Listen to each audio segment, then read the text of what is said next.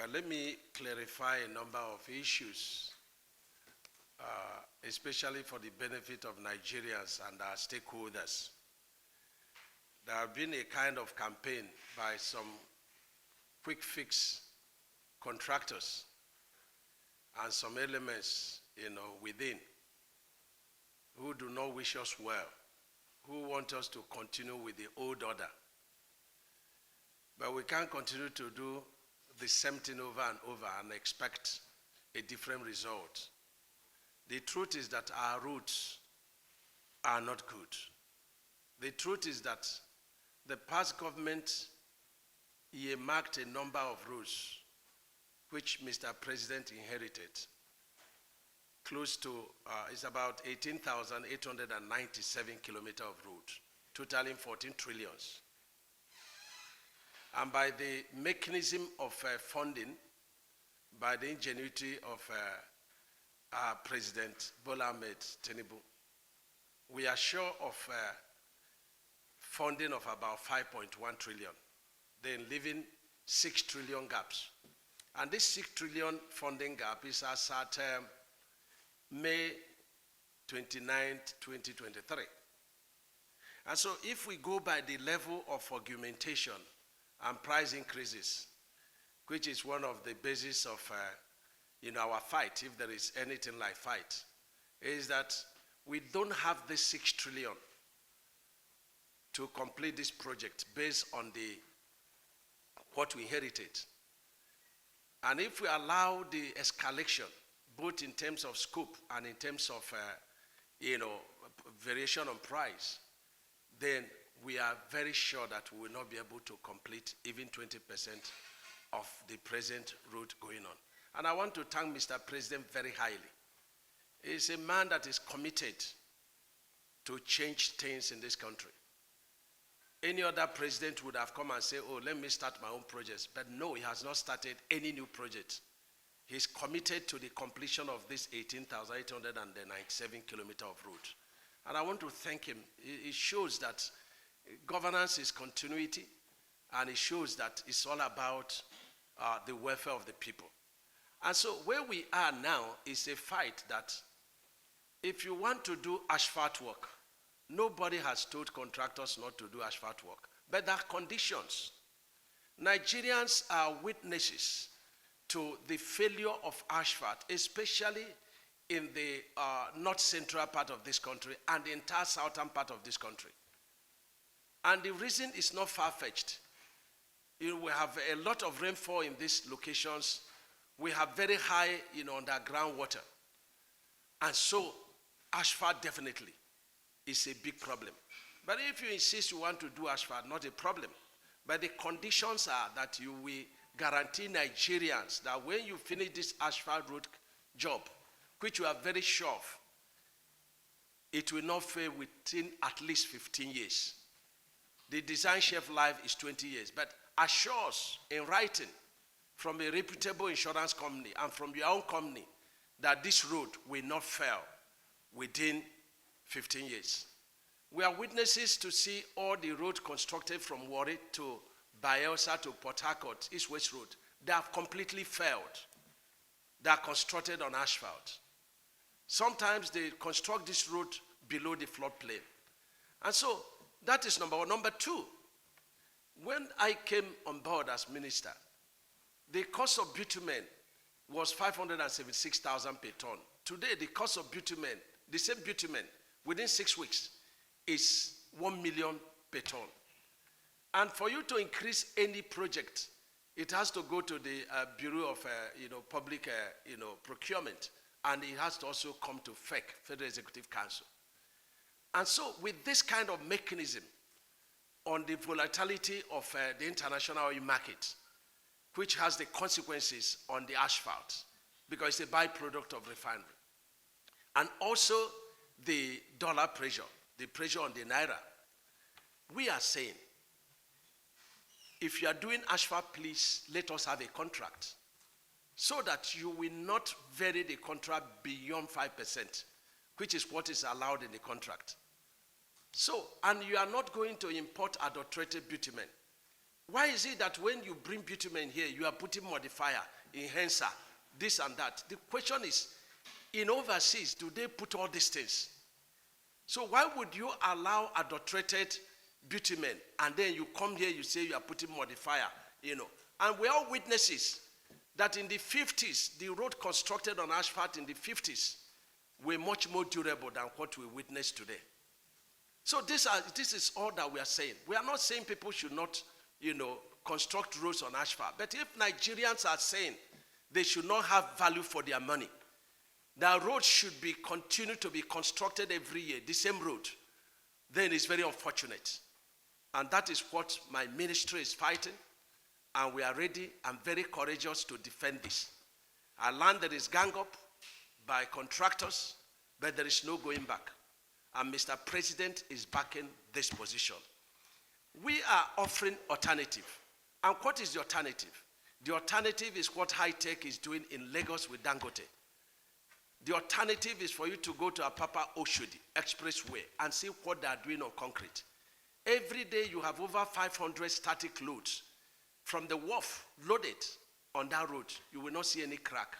No asphalt work, no matter who did it, can sustain that.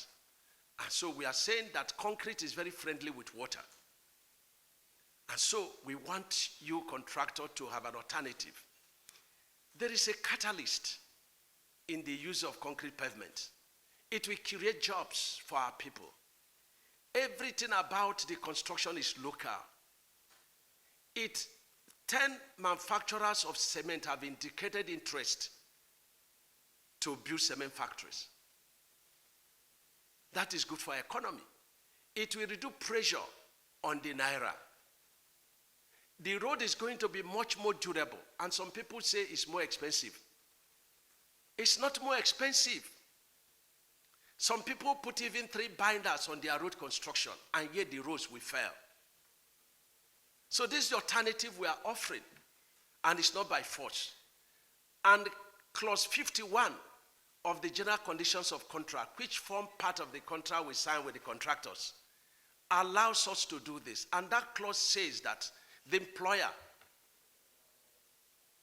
which is Mr. President, represented by the Honorable Minister for Works, shall have the powers, the legal rights, the liberty to change the quality of an ongoing contract, to change the quantity, to change the scope, to change the quality.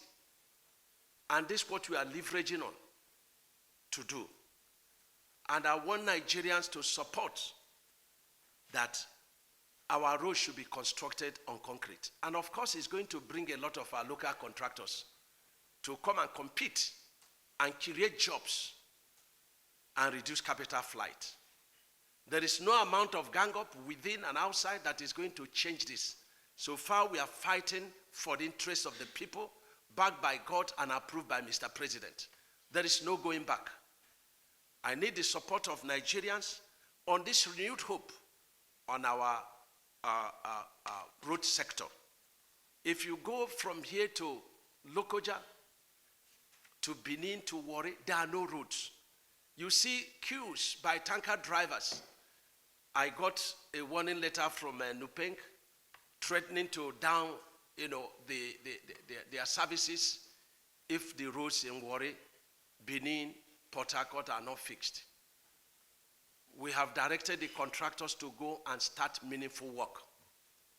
After 14 days, as allowed in the contract, any contractor that fails to be on site doing permanent work, we have his contract terminated. That's what the law says. And I want to assure contractors that our local people can do this work and do it very well. So there is no need of meeting because the contracts were signed individually. And so if you are meeting to present a common front to frighten me with a very high cost of, concrete cost, it's a waste of time because you all have concrete cost in your bills you signed. So what I do is to come and combine your concrete cost and your, reinforcement cost and give you a cost for placement. And that's what the contract allows. I want Nigerians to understand what is going on, and I won't stop shouting this. There is no secrecy It is taxpayers' money, and Mr. President wants to reset this country. He wants to make a difference. And you know that road is everything in this country. It reduces kidnapping. It creates jobs. It creates economic activities. It increases the GDP of the country and that of the states. It helps in agriculture, in education, everything.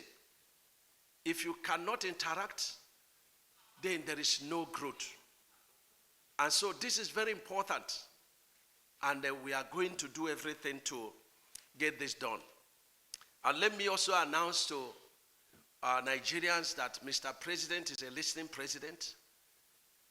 All the intervention we requested in our East-West Road, in Benin, Sapele Road, in Lokoja, in Shandam, Lafia, a bridge that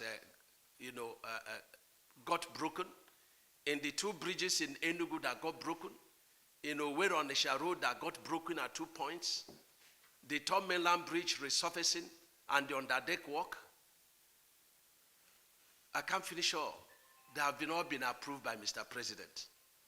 So we have set up task force in all the locations where this approval were made by Mr. President to ensure that within 3 months we conclude all that is needed based on the approval. And let me also announce that we have task force that will supervise contractors all the way from Lokoja to Benin, to Warri, to Bayelsa, to River State, and Cross River. And we are going to also do the same thing as the time goes on. We are also deploying consultants to supervise our routes. Our engineers will also be on site to learn from the experience of these consultants. Mr. President has also given approval. And that has been the practice before. When the consultant now value work, then the engineers of the ministry will now check what they have done. So there are checks and balances. You cannot originate the work, do the BEME, do the drawing, be the supervisor, prepare bill of quantities, and then give approval. There must be checks and balances. We have to bring the private sector into our road sector. In the task force we set up, we also included journalists, so that journalists will see what we are doing. All cars must be face up. And that is what the timing requires. That's what Renewed Hope Agenda requires.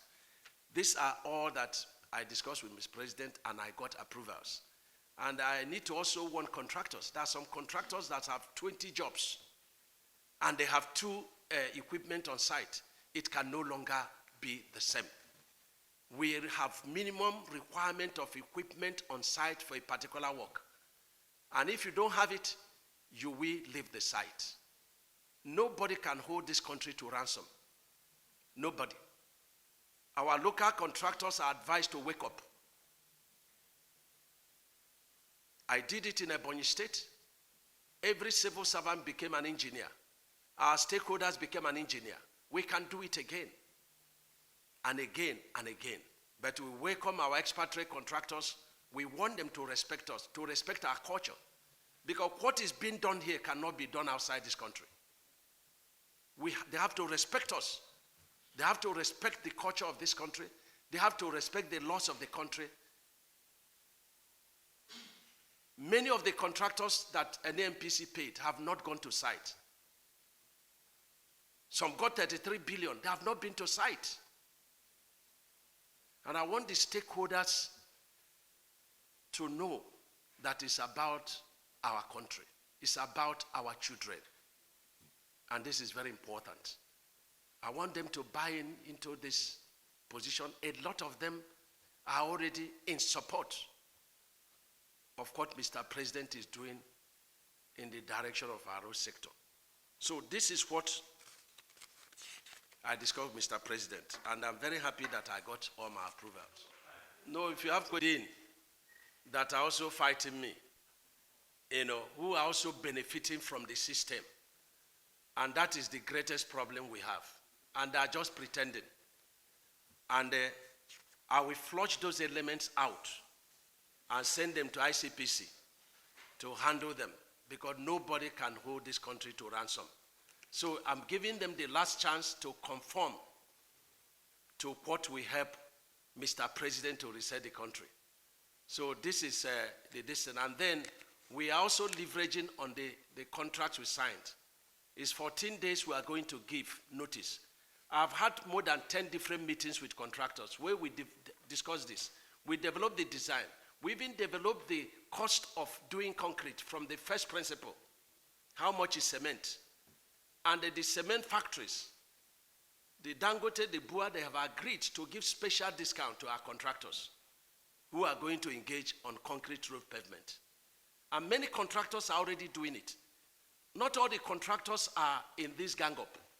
Many contractors have come to sign addendum doing the road pavement. Those who are meeting are going to be losers. And before them, they will see that we do the job and we will do it very well. We inherited 18,897 kilometers of road, worth 14 trillion. There are funding, sources of 5.1 trillion. So we have a funding gap of 6 trillion. It's going to come from Mr. President ingenuity. He will figure it out. You are just asking a question for you have, it's a premeditated mind. Because I have explained myself here, and I've told you that asphalt inflection is on a geometrical progression, whereas that of, what is it called, concrete is on arithmetical progression. And there are so many advantages. We should grow our economy. Why do we need to import bitumen when everything we have is local and there are a lot of advantages? What is my reach? Okay, even if taking it for that, I want to increase the local production of cement. Is it not growing the economy? Is it not what you are saying? Is it not what the economics principles are talking about? Why do you import when you can leverage on what you have? So what is the growing this thing of cement this thing? Sometimes people just look at the dark side of it without this thing. Okay, we are not saying that there should be no asphalt, but asphalt, agree with us that your variation is going to be limited to 5% throughout the life of your project. That's all we are saying. And you guarantee that when you build this project, you are a very good contractor. You guarantee that it will last 15 years. And let me tell you something. In an international bidding document, and of course local one, if you're a contractor and you have a contract, the bidding document requires that you have gone to site. You've satisfied yourself with the conditions of the site. The geotechnical condition, the physical condition, the flood level, everything about that. You've made yourself properly acquainted. And if there are things that you observe that were not there, you have to bid for it in the distance. And these are part of the technical and commercial evaluation. So people get to site and say, oh, the site condition have changed. And they begin to increase the price of this. It will not happen under me. It's your responsibility to have checked and even use your big company, as you quoted, to check the soil condition and so on and so forth.